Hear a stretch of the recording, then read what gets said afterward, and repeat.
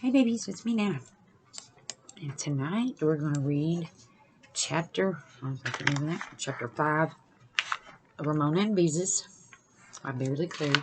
I'm going to read chapter 5, A Party at the Quimbys. So let's read. Saturday morning turned out to be cold and rainy.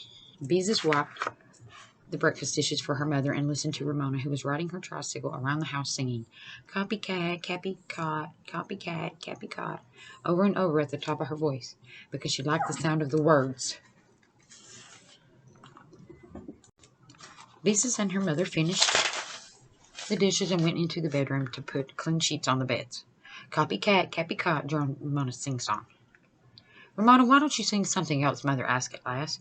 "We've been listening to that for a long time." "Okay," agreed Ramona. "I'm going to have a party," she sang. "I'm going to have a party." "Thank you, Ramona. That's better." Mother held one end of the pillow under her chin while she slipped the other end into a fresh case. "You know, that reminds me," she said to Beezus. "What would you like to do to celebrate your birthday next week?" Beezus thought a minute. "Well, I'd like to have Aunt Beatrice over for dinner. She hasn't been here for such a long time. And I'd like to have a birthday cake with pink frosting." Beezus moved the fresh sheet over the bed. She almost enjoyed helping Mother when they could talk without Ramona interrupting all the time. The rain beating on the windows and Ramona's happy sing-song made the day seem cozy and peaceful. "All right, that's exactly what we'll do." Mother seemed really pleased with Beezus' suggestions. "It's a long time since we've seen Aunt Beatrice, but of course teachers always have a lot to do when school starts." Beezus noticed that Mother gave a little sigh as she smoothed her side of the sheet. "She'll probably have more time now that the semester has started, and it really isn't long before Thanksgiving and Christmas vacations. We'll see a lot of her then." Why, Mother misses Aunt Beatrice too," thought Beezus, even though she never says so. Leaving Beezus with a new and surprising thought that grown-ups sometimes miss each other, Mother gathered up sheets and pillowcases that had been removed from the beds and carried them to the basement. While she was downstairs, the telephone rang. "Answer it, William," Beezus' mother called. When Beezus picked up the telephone, a hurried voice said, "This is Mrs. Kemp. Do you mind if I leave Willa Jean when I bring Howie over this afternoon?" "Just a minute. I'll ask Mother," Beezus called down the basement stairs, repeating the question. "Why, no, I guess not," Mother replied. "Mother says it's all right," Beezus said into the telephone. "Thank you," said Mrs. Kemp. "Now Howie, stop banging. Have a chance to do some shopping." "Well," thought Beezus when she had hung up, "things won't be quiet around here much longer." Howie, who was in Ramona's class at nursery school, was the noisiest little boy she knew, and he and Ramona often quarreled. Willa Jean was at the awkward age too big to be a baby and not big enough to be out of diapers. "You know," said Mother when she came up from the basement, "I don't remember telling Mrs. Kemp that Howie could come over this afternoon, but maybe I did. I've had so much on my mind lately, trying to get the nursery school rummage sale organized." After an early lunch, Mother decided there would be enough time to wash everybody's hair before Howie and Willa Jean arrived. She put on her oldest dress because Ramona always squirmed and got soap all over her. Then she stood Ramona on a chair, made her lean over the kitchen sink, and went to work. Ramona howled, as she always did when her hair was washed. When Mother finished, she rubbed Ramona's hair with a bath towel, turned up the thermostat so the house would be extra warm, and gave Ramona 2 graham crackers to make up for the indignity of having her hair washed. Then Beezus stepped onto the stool and bent over the sink for her turn. After Mother had washed her own hair and before she went into the bathroom to put it up in pin curls, she said to Beezus, "Would you mind getting out the vacuum cleaner and picking up those graham cracker crumbs Ramona spilled on the rug?" Beezus did not mind. She'd rather like running the vacuum cleaner if her mother didn't make a regular chore of it. "I'm going to have a party," sang Ramona above the roar of the vacuum cleaner. Then she changed her song. "Here comes my party," she chanted. Beezus glanced out the window and quickly switched off the vacuum cleaner. 4 small children were coming up the front walk through the rain. A car stopped in front of the house and 3 children climbed out. 2 more were splashing across the street. "Mother," cried Beezus, "come here, quick. Ramona wasn't pretending." Mother appeared in the living room just as the doorbell rang. One side of her hair was up in pin curls, and the other side hung wet and dripping on the towel around her neck. "Oh, my goodness," she exclaimed when she understood the situation. "That explains Mrs. Kemp's phone call. Ramona, how could you?" "I wanted to have a party," explained Ramona. "I invited everybody yesterday." The doorbell rang again, this time long and hard. There was the sound of many rubber boots jumping up and down on the porch. Mother, we just can't have a party with our hair wet, Wile Beezus. What else can we do? Mother sounded desperate. They're here and we can't very well send them home. Their mothers have probably planned to shop or something while we look after them. Ramona struggled with the doorknob and managed to open the heavy front door. Mrs. Kemp stopped her car in front of the Quimbys, and Howie and Willa Jean hopped out. I'll pick them up at 4, she called gaily. I'm so glad to have a chance to get out and do some shopping. Mother smiled weakly and looked at all the children on the porch. Where do you suppose she found them all? Whispered Beezus. I don't even know some of them. All right, children, Mother spoke firmly. Leave your wet boots and raincoats on the porch. I've got a party, sang Ramona happily. Beezus, who had plenty of experience with Ramona and her boots, knew where she was needed. She started pulling off boots and unbuttoning raincoats. What on earth shall we do with them on a day like this? Whispered Mother. Beezus grabbed a muddy boot. Hold still, she said firmly to its owner. They'll expect refreshments, she said. I know, sighed Mother. You'll have to put on your coat and run down to the market. Oh, no, you can't go out in this rain with your hair wet. Mother tugged at another boot. I'll have to see what I can find in the kitchen. Beezus and her mother headed the wiggling, squealing crowd into the front bedroom and went to work removing sweaters, jackets, caps, and mittens. In between, Beezus pulled 3 children out of the closet, dragged one out from under the bed, and snatched her mother's bottle of best perfume from another. All right, everybody, out of here, Beezus ordered when the last mitten was removed and her mother had hurried into the kitchen. We'll go into the living room and do something, she finished lamely. Ramona, bring some of your toys out of your room. Bingo, bongo, bye, shouted Howie, just to make some noise. Bingo, bongo, bye, the others joined in with great delight. It was such a nice, noisy thing to yell, bingo, bongo, bye. They screamed at the top of their voices as they scampered into the living room. Bingo, bongo, bye. Howie grabbed the vacuum cleaner, turned on the switch, and charged across the room. I'll suck you up, he shouted. I'll suck everybody up in the vacuum cleaner. Bingo, bongo, bye, shouted the others, above the roar of the vacuum cleaner. One little girl began to cry. I don't want to be sucked up in the vacuum cleaner, she sobbed. Willa Jean, looking bulgy because of the diapers and plastic pants under her overalls, clung to a chair and wept. Ramona appeared with her arms full of toys, but no one paid any attention to them. The vacuum cleaner was much more fun. I want to push the vacuum cleaner, screamed Susan, who lived in the next block. Ramona offered Susan her panda bear, but Susan did not want it. Ramona hit Susan with the panda. You take my bear, she ordered. This is my party, and you're supposed to do what I say. I don't want your old bear, answered Susan. Oh, she wants her bear? Oh, man. Here comes Ramona without her toys. She's going to share. That's a good thing. Beezus tried to grab the vacuum cleaner, but Howie was too quick for her. The room was getting uncomfortably hot, so Beezus darted to the thermostat to turn down the heat. Then she dashed to the other side of the room and disconnected the vacuum cleaner at the wall. It died with a noisy groan. Suddenly, everyone was quiet, waiting to see what would happen. Hey, protested Howie, you can't do that. Beezus frantically tried to think of some way to keep 15 small children busy and out of mischief. At least she thought there were 15. They didn't stand still long enough to be counted. Where's the party? One little boy asked. Ramona appeared with more toys, which she dumped on the floor. This time she brought a drum. Howie quickly lost interest in the vacuum cleaner and grabbed the drum. Beezus seized the vacuum cleaner and shoved it into the hall closet while Howie began to beat the drum. I'm leading a parade, he said. You are not, contradicted Ramona. This is my party. Susan snatched a pink plastic horn and tooted it. I'm in the parade too, she said. I want to be in the parade too. I want to be in the parade, cried the others. That was it. They could play parade. Beezus ran to the bedroom and found a whistle and a couple of horns left over from a Halloween party. What else could be used in a parade?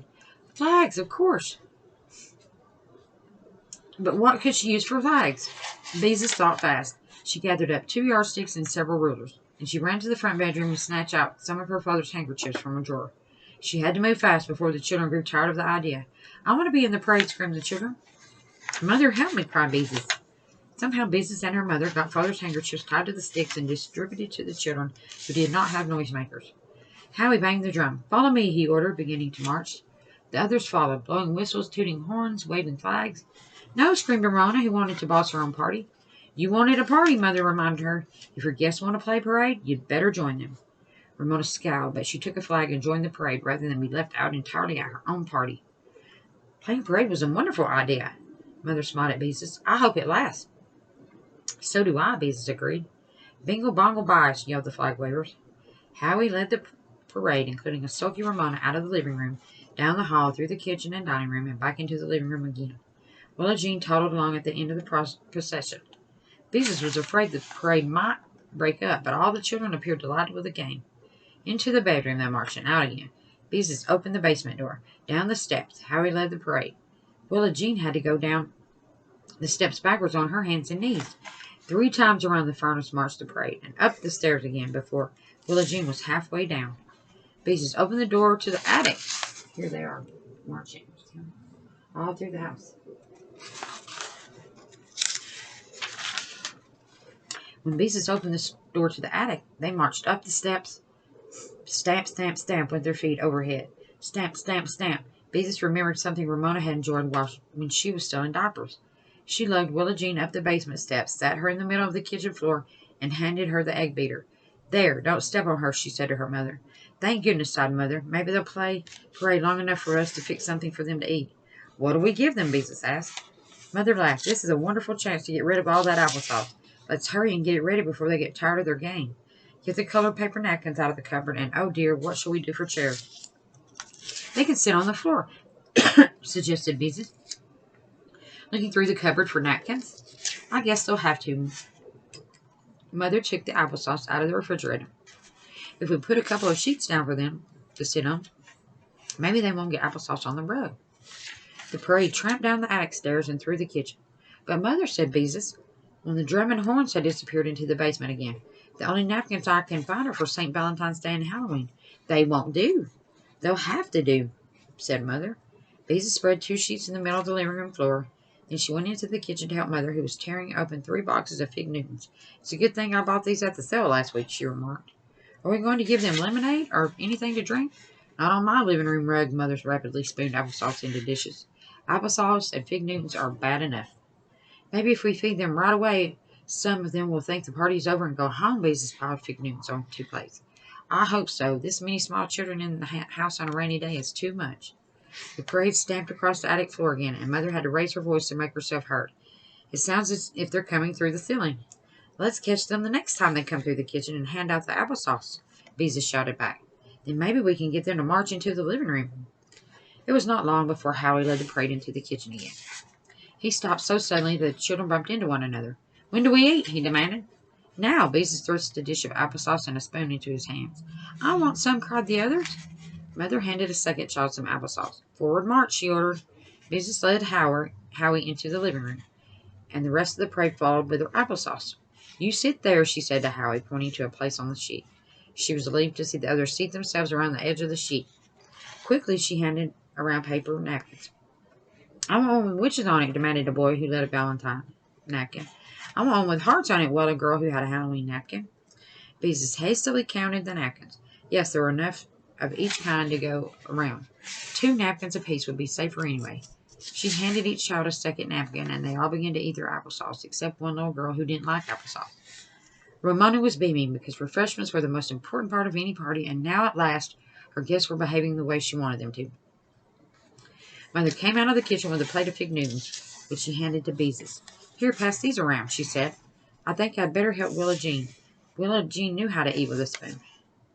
The trouble was she had to pick up the food with her left hand and put it into the spoon, which she held in her right hand.